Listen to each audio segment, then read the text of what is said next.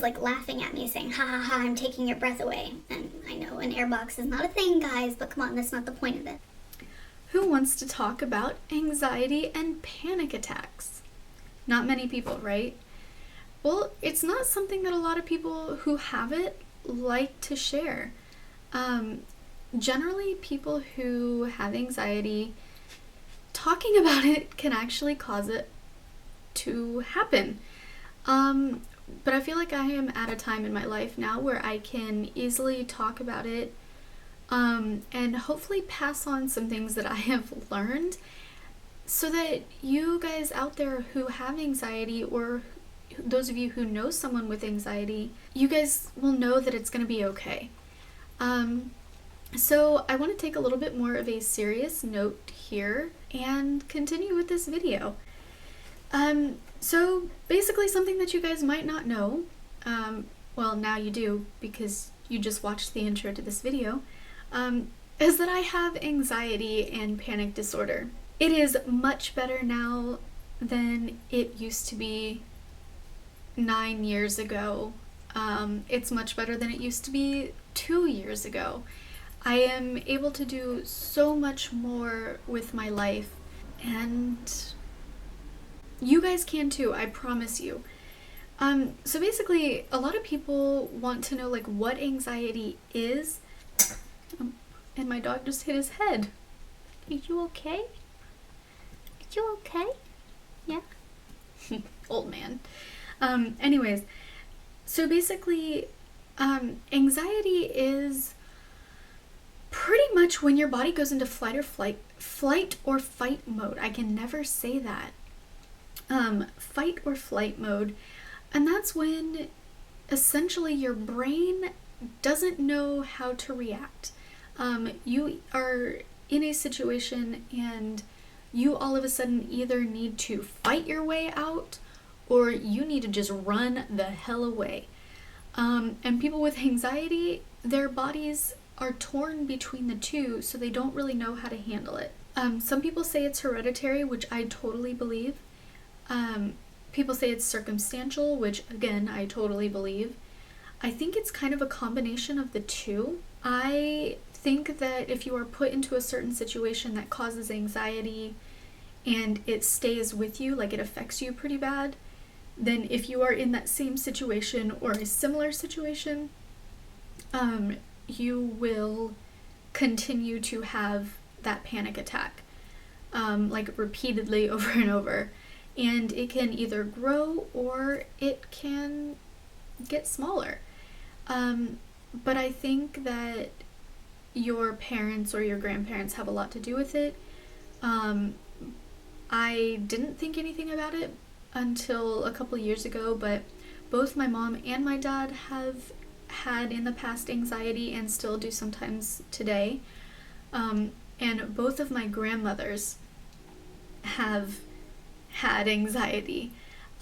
So it all comes down on me on this like big cloud of panic, and I just had to learn how to deal with it. So you could see people having panic attacks but not even know that they're having a panic attack, or they could be people like me who you're like, she's mental, what the hell is wrong with her? There's got to be something, like, do we need to call an ambulance or what? Chances are if you see somebody having a panic attack and you realize what it is, you don't need to do anything. They can last anywhere from like 10 to 20 minutes. The body cannot physically have a panic attack longer than 20 minutes. It just puts stress on the body, and so after that 20 minutes is over, either you're done with your anxiety or you're just going to get another round. People could say they've been anxious for like hours at a time. That's because they've had repeated panic attacks for no longer than 20 minutes. Does that make any sense? I feel like I'm rambling now. So basically, when you are having a panic attack, you're like, what does it feel like? Or are these symptoms that I'm having, is that a panic attack? For me personally, it can feel multiple ways, but mainly it's a shortness of breath.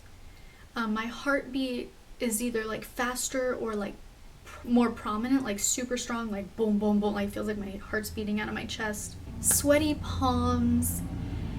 You get like cold sweats where your internal body is like freezing, but then your skin is on fire. So you're sweating, loss of appetite. You can feel like you have to go to the bathroom a lot.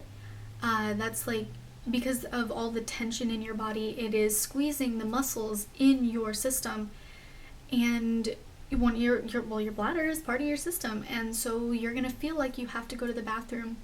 You can feel nauseous. You can feel like you're going to pass out. There are multiple ways to feel, but I promise you guys, you are gonna be okay. And that is the hardest thing to accept when you are having a panic attack. I could say, even right now, I can say, I know that I'm going to be fine. But when I'm having a panic attack, it doesn't matter. So you just have to learn, to deal with it, and things that you can do that work for you. So basically, like, my anxiety started probably about when I was in 9th grade. It's probably been about 10 years now, and it's gotten so much better. I can do so much more with my life after learning how to deal with it. It started out not so bad. It started out I didn't know what it was, and then I just remember having my like very first real panic attack, and that was the scariest thing in my life. It felt like somebody reached into my mouth, pulled out my airbox, and was like laughing at me saying, ha ha ha, I'm taking your breath away. And I know an airbox is not a thing, guys, but come on, that's not the point of this. For the rest of that day, I was like laying on my porch trying to learn how to breathe. And I know I'm laughing right now. This is a serious matter, guys, but laughter is kind of how I cope with things that make me uncomfortable. So you'll probably see me laughing a lot, and that is why I am such a happy person, because laughter is amazing. Anyways, so as my anxiety got worse, I started to become more of a homebody. I didn't want to leave the house. I didn't want to go out and do things. And I was becoming sick. I almost missed my high school graduation because I was terrified of having to sit there for hours at a time and not being able to move. First of all, let me just say, I know I'm skipping around here a lot. There are so many things that can cause anxiety for a person. It can start out as one thing, like I said earlier, and just grow. For me, it started out as, I think, allergies. Like, I felt like I couldn't breathe, and then it grew into claustrophobia. It grew into hypochondria. I don't like traveling. Those kinds of situations made me very uncomfortable. So I did finally, I moved out of state, and that was a terrible experience for me. Driving out to Colorado from Virginia, I remember at one time I actually had nail marks on my neck because I sit there and I would twitch and I would grab onto myself trying to hold myself together. And it was just a really horrible experience. So when I made my way out to Colorado, my anxiety just started to get worse. I dropped out of college. I ended up going to beauty school, and can I just say, try being a hairstylist with scissors in your hand, trying to cut somebody's hair while you're having a panic attack. That's terrifying in and of itself.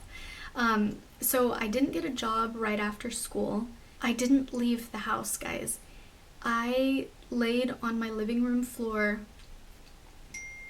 coloring in a coloring book and watching TV and wasting away. I had been to multiple therapists beforehand, a couple of years beforehand, and this is why I think it got so bad. I've had therapists that have tried every method they could think of, from homeopathy, breathing, mind techniques like affirmations and stuff. And then I had one therapist tell me that she could physically not do anything for me, so she is sending me to a psychiatrist. A psychiatrist, guys, is one who can prescribe medication. versus a therapist who they can like suggest medication, but they can't actually write you a prescription for it. Being who I was, medication, I had stopped taking medication altogether. No Advil for headaches, no Midol for cramps, no vitamins for everyday living. I didn't want to take medicine to cure my anxiety either because I wanted to fix it. I wanted to overcome it. I didn't want to mask it. But she prescribed me this medication anyways, and I refused to take it. To this day, I am thankful that I refused to take it because I am where I am now because I have learned to overcome obstacles. See, I went to her one day after refusing the pill multiple times, and she finally said, you know what, you're gonna take this pill right here, right now in front of me. And I was like, fuck it, give me the damn pill, I'm gonna take it, and I'm gonna show you that I cannot take this pill. Guys, this thing was like the size of a grain of rice, okay? This just goes to show you how like mental this thing is. I put the pill on my tongue, I took a drink of water, swallowed, everything went down except for the pill. And I told her, I was like, I can't do it. I'm sorry. I cannot physically take this. She told me to try it again, so I tried again. And when I tried to put the cup down, I realized I couldn't because she was physically holding the cup to my face. The doctor was literally making me try to take this pill, like forcibly taking this pill. And I just had water dripping down my face. I finally fought her off and I was like, that's it. I'm done. I am never coming to see you again. And I walked out of her office and that's that. So my anxiety started getting worse after that. And then after I had been out in Colorado for a while, I was like, enough is enough. I was letting my boyfriend down. I was letting my family down. I was making poor decisions. I became very sick. I lost like 20 pounds and I'm already skinny enough, guys. Like, I don't need to be losing weight. Okay, I brought my weight down to probably about 80 pounds. Your moods get horrible when you are like this. It's not fun. But I found a therapist who was actually really helping me. She was helping me through art, and you guys need to just find some kind of outlet, and art was mine, which I don't know why I didn't think of that beforehand because I love art anyways. I have since I was little. But she helped me through art, and I was becoming better and I was becoming stronger, and I finally made the decision to take a family trip out to Virginia. My stepdad had a conference out here and my boyfriend still lived out here, so I was gonna stay with him. That's when it all clicked that something was wrong with my life. My boyfriend and I went out to get ice cream and he was really quiet and I was like, what's wrong? And he just stopped the car and looked at me and started yelling. He's like, do you realize how thin and sick you look? And that's when it all clicked into place. I was like, something has got to change. And so I can actually thank him for kind of flipping that switch in my brain. You know, after all the hard times and like all the shit that I put him through. So I decided to change my life. From that day on, I wasn't going to sit at home and be a homebody. I wasn't going to let things get in my way. I was going to be who I wanted to be. And that's where I am now. For those of you who are here because you want to learn more about anxiety because somebody you care about has it, I do have a few tips for you. When it comes to handling them like in a panic attack, don't hover, don't crowd them, don't like try to, you know, be all up in their business and, you know, thinking that you can comfort them. If they need something, they will ask for it. Don't try to touch them unless they ask you for it, because one of the last things you want to do is be touched. You know, you don't want people yelling in your ear. You don't need that. So the best thing you can do for them is to let them be. Let them have their moment, and just, if they ask for something, help them out. My boyfriend now knows that if I have a panic attack, he doesn't freak out. He attempts to have a normal, distracting conversation, like he'll talk about random things. He will ask, like, hey, do you want to hold my hand? Do you want to call your mom? You know, he's very sweet about it, and it really helps a lot. Like, I do reject him. I'm like, he'll say, do you want to hold my hand? And I say no. He doesn't get mad. He waits for 2 seconds, and then I will grab his hand, because ultimately that is what I want. When you're having a panic attack, you don't like being told what to do. So getting mad at someone and telling them to stop and telling them to get a grip or something like that is not the way to handle it. And I really hope, guys, that this helps some of you out there with anxiety, letting you know that you're not alone, you know, letting you know that it is going to be okay and that you can get through it. I know I just gave some advice to those people who don't have anxiety but have loved ones who do have it, sorry. For those of you who have anxiety, the best thing I can tell you is to not be afraid. Is to do those things that scare you, because once you do them and you realize that you've come out okay, it becomes easier and easier. I used to not like driving, so what I would do is little by little, I would drive my car further and further to and from a place, you know, and back to home.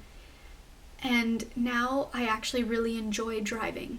I didn't like working, but I worked and I did have a few panic attacks in my workplace, but everything's okay. And like I said, the best thing you can do is to continue to live. Don't let anxiety control you, especially the way I did a couple years ago. And you will live such a wonderful life. I can go see movies now. I can do a lot of things. Side note, the one thing I still cannot do, guys, is get on an airplane. For some reason, that still terrifies me, and that goes back to the whole, like, claustrophobia thing. I can now drive. I can take a train across the country. I can even get on a boat, but airplanes still terrify me. But I'm working on it, and one of these days, you will see me flying across the world. So yeah, I really hope that this at least helps one of you guys out there. And if you have any questions, comments, concerns, anything, feel free to leave them below. You can directly message me. Follow me on Twitter and Instagram at Jen Pereira, just like it's spelled here, to make it super easy. And if you guys need it, I will be there for you. I know that it's tough. So if you haven't already, please do subscribe, and it helps a lot. If you liked this video, give it a thumbs up, share it with your friends, and I will see you guys in the next video. Bye, lovelies. Walking out of the house with a full face of makeup on, but I'd forget to draw on my eyebrows, and so I'd be like, yeah, I look good, and then people would be like,